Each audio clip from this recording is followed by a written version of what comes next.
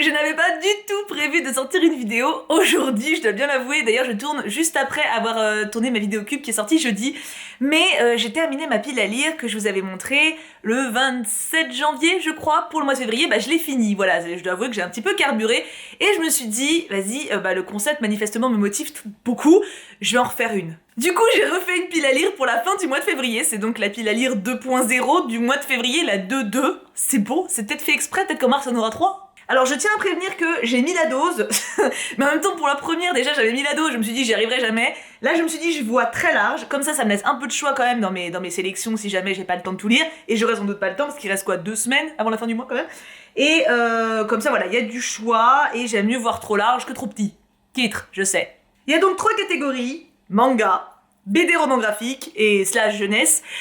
Roman, oui roman, il y en a 3 et c'est des pavasses. On va d'ailleurs commencer par ça. Premier roman, et je pense que c'est le premier par lequel je vais attaquer, mais qui sait La Servante écarlate, que j'ai reçue dans la cube il y a 2 jours. Si vous n'avez pas vu cette vidéo, je vous laisse aller la voir, je ne sais plus où elle est. J'ai fait un unboxing livresque et il y avait La Servante écarlate à l'intérieur de Margaret Atwood. J'ai juste trop hâte de le lire. Un bouquin féministe, dystopique, il y a les mots magiques. Il manque le mot sorcière, mais on peut pas tout avoir. En second roman, alors oui, je vous lis pas les résumés et je m'épanche pas dessus pendant 4 heures parce que je vous en parlerai en update lecture. D'ailleurs, préparez-vous, l'update lecture de février, à mon avis, la vidéo durera 50 minutes. Faut ce qu'il faut. Mais plus c'est long, non j'arrête. J'arrête vraiment les sous-entendus de cul, j'arrête pour cette vidéo. En second roman donc, Four Dead Queens. Alors ça me contrarie un petit peu que le titre soit en anglais parce que j'ai parce que j'ai un accent déplorable et que ça me force à le montrer.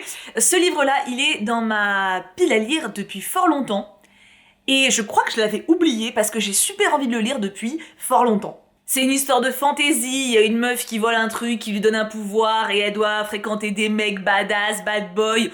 Voilà, c'est ce que je kiffe. Et puis alors, il a l'air énorme, mais c'est quand même écrit assez gros, donc en vrai, je pense que c'est un faux gros. Oui, j'invente des appellations, mais donc Four Dead Queens, si je peux le caser, ça serait cool. Je tiens juste à préciser que j'ai reçu énormément de livres en février, et je vais faire un book haul sur la chaîne cette semaine, sans doute jeudi, si ma mémoire est bonne, donc dans jeudi qui va arriver. J'ai rien choisi du book haul pour pas me gourer de piles. Donc je vais devoir attendre 2 semaines avant de lire mes nouveautés. Mais c'est bien, ça me permet de faire cela. Donc bref, parenthèse fermée. En dernier roman, L'aube sera grandiose, que 2 de mes modos m'ont offert quand on était au salon du livre de Montreuil, quand j'étais moi-même en dédicace pour mon propre roman, parce que oui, j'ai écrit un roman, j'ai dédicacé tout ça. Et du coup, elles me l'ont offert en cadeau souvenir. C'est un roman que je veux lire depuis très longtemps. En fait, je sais pas trop de quoi ça parle. Ça a l'air d'être assez poétique. Le résumé parle d'une nuit, une fille et sa mère qui sont au bord d'un lac et qui racontent en gros que la mère retrace la vie qu'elles ont menée et apparemment voilà, une épopée familiale haletante et jubilatoire par l'auteur des Larmes de l'assassin et de Tant que nous sommes vivants.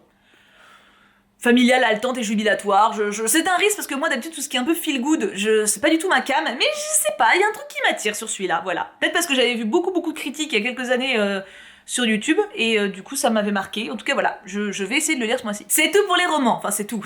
Non mais c'est raisonnable, c'est raisonnable. Je me suis mis les 6 premiers tomes de Hajin. Alors il y a une raison bien simple, c'est que je les ai déjà lus.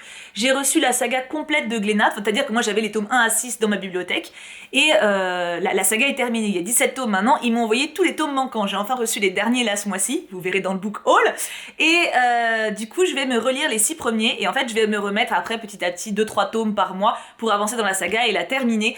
Donc là on va dire que les 6 premiers, ça va être une lecture-relecture, donc bon, si je vois que je me rappelle vraiment parfaitement, parce que je me rappelle quand même très bien de l'histoire, il y a des passages que je peux accélérer un peu, tu vois, parce que je me rappelle quand même vache bien, alors je l'ai lu il y a très longtemps, j'ai très hâte d'avancer, mais voilà, je m'impose cette relecture des premiers tomes, histoire de pas être larguée et de me rappeler vraiment de toutes les subtilités de tous les personnages, etc. Donc j'ai hâte de retrouver mes petits persos d'Hajin, c'est vraiment une saga super cool, et ouais, trop hâte. Je me suis mis également mon petit coffret de Promise Neverland, qui vous voyez encore scellé, d'ailleurs il y a encore le plastique dessus.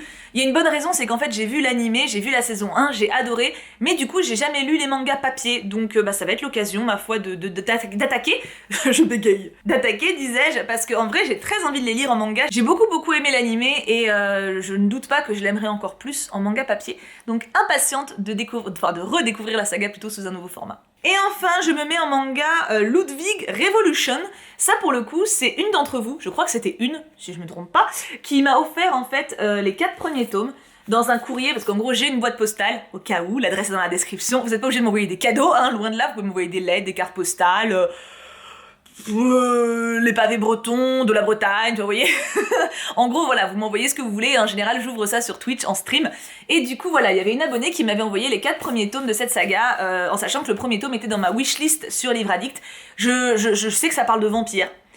Voilà, beau, intelligent, arrogant et dragueur, le prince Ludwig, alias Louis, voyage à travers le monde avec son valet Wilhelm à la recherche de la femme idéale. Des contes de fées que nous connaissons bien vont être transformés en parodies grandioses et satiriques, plongés dans ce monde fabuleux. Oui, voilà. Donc, ça fait très longtemps que c'est pareil, c'était dans ma wishlist. Une d'entre vous a donc été adorable et m'a offert les 4 premiers tomes. Ça fait très longtemps que c'est dans ma pile à lire. Ce mois-ci, il passe de l'autre côté. Je pense que je vais les faire passer en priorité d'ailleurs avec Ajin parce que sinon je vais jamais les faire. Je sais que c'est le genre de truc que je remets, il faut qu'ils passent. Et enfin, les BD / romans graphiques, parce que j'en ai quand même mis, hein, bah quand même. J'ai mis How I Live... Oh, putain, pourquoi les titres sont en anglais? How I Live Now. Comment vivre maintenant? C'est très bien en français, comment vivre maintenant, c'est très poétique. Je voulais le résumer parce que pour le coup il fait 3 lignes, donc je m'autorise à pas être feignasse. Il serait beaucoup plus facile de raconter cette histoire si ça parlait d'amour chaste et idéal entre 2 enfants seuls contre le monde entier en temps de crise historique. Fermez les guillemets. Ce serait bidon. Et du coup j'ai l'impression que c'est très beau, que c'est très triste, parce que j'ai l'impression que c'est une fille qui attend quelqu'un. Quand tu regardes, les dessins sont très jolis. J'ai l'impression que c'est pas la grosse poilade, mais tu vois, mais que ça a l'air très poétique. Un beau moment, donc j'ai hâte de le découvrir et je pense qu'il passera en prio. Moi, je dis ça pour tous. En même temps, j'ai tous envie de les lire, c'est l'avantage. En second, lui, je sais pas. Lettre perdue de Glénat, enfin de Jim Bishop, édité chez Glénat. D'ailleurs, How I Live Now, c'est aussi Glénat. Celui-ci, alors la couverture me titille fort, genre vraiment quand tu vois la couverture, je suis en mode oh putain je veux le lire, et quand je l'ouvre, je sais pas, donc je me dis, regarde tu vois, je sais pas. Du coup j'ai pas un coup de cœur pour les dessins, mais je suis intriguée par l'histoire, puisque au dos il y a simplement écrit j'ai l'impression de redécouvrir les plaisirs simples de la vie, et ma foi, j'aime les esprits feel good, et j'ai l'impression que c'en est quand même fortement imprégné. J'ai ajouté celui que j'ai reçu dans les box cubes également, il y en a 4, je vous ai pas tout spoilé, allez voir la vidéo des box cubes si vous l'avez toujours pas vu. Il y a encore 2 belles lectures à voir. Du coup je me suis rajouté les Sœurs 10 dans ma pile à lire parce que j'ai beaucoup trop envie de le lire, voilà. Et comme je vous ai lu le résumé il y a 4 jours, je vais pas vous le relire. Ce que j'ai reçu dans les box cubes, c'est les seules exceptions que j'ai fait, que j'ai pu mettre dans ma pile à lire parce que vous voyez pas, vous pouvez pas voir, mais j'ai vraiment une pile de réception et d'achat colossale. Et tout me tente, donc vraiment, c'est c'est pas facile. Et en dernière lecture que je mets un peu on va dire en facile, parce que bon c'est une lecture jeunesse, mais je suis tellement impatiente de la découvrir, c'est La Magicienne, et regardez comme c'est beau, en fait voilà, on va partir de, voilà. Est-ce que j'ai déjà dit que j'aimais les albums jeunesse? Je crois que je l'ai déjà dit, et vraiment je pourrais passer ma vie à lire ce genre de livre. C'est souvent très très bien écrit, il y a de très belles morales, et les dessins sont absolument sublimes.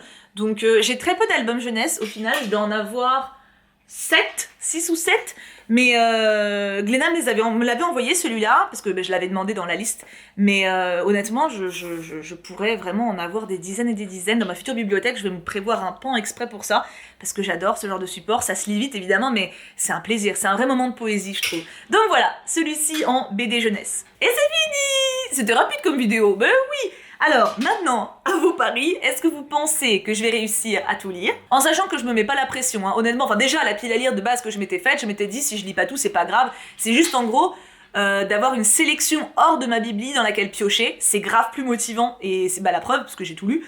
Donc voilà, il n'y a aucune pression de ma part, hein, mais c'est juste au cas où, vous pouvez quand même tabler, est-ce que je vais tout lire ou pas? Moi honnêtement, ça me semble beaucoup, Mais après, j'ai dit ça pour la première fois, j'ai tout lu en 10 jours, donc... Mystère. Et ensuite, qu'est-ce que vous pensez de tous ces titres dont je vous ai parlé? Est-ce qu'il y en a qui vous attirent plus que d'autres? Et est-ce que vous avez hâte d'avoir mon retour sur certains titres en particulier? Du coup, je vous laisse là, c'était une petite vidéo bonus, on va dire. En ce moment, je fais beaucoup de vidéos. Oui, j'ai des phases, là je suis à nouveau en phase, et ça me fait très plaisir d'ailleurs, vraiment, ça me fait très plaisir d'avoir retrouvé le plaisir de tourner, de monter également, et je m'éclate, voilà. Je vous fais plein de bisous, on se retrouve très très vite en stream ou ici, comme d'habitude, n'importe quel support fera l'affaire. Je vous aime très fort, prenez bien soin de vous, et bon dimanche! Ah, et n'hésitez pas à me dire où vous en êtes dans votre pile à lire. Genre, est-ce que vous êtes à jour? Est-ce que vous rajoutez des titres? Est-ce que vous en enlevez? Dites-moi tout.